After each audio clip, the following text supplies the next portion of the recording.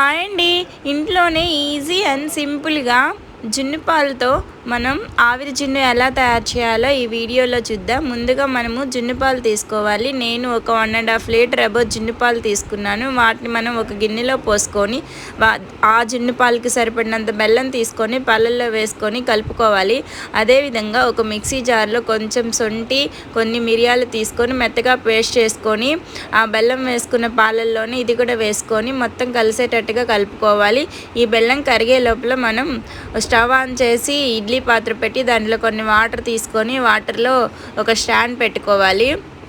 ఈ బెల్లం అంతా కరిగిపోయిన తర్వాత ఈ జున్ను పాలు గిన్నె ఎత్తుకొని పోయి ఇడ్లీ పాత్రలో పెట్టుకొని దానికి మూత పెట్టి ఆవిరి మీద బాయిల్ చేయాలండి.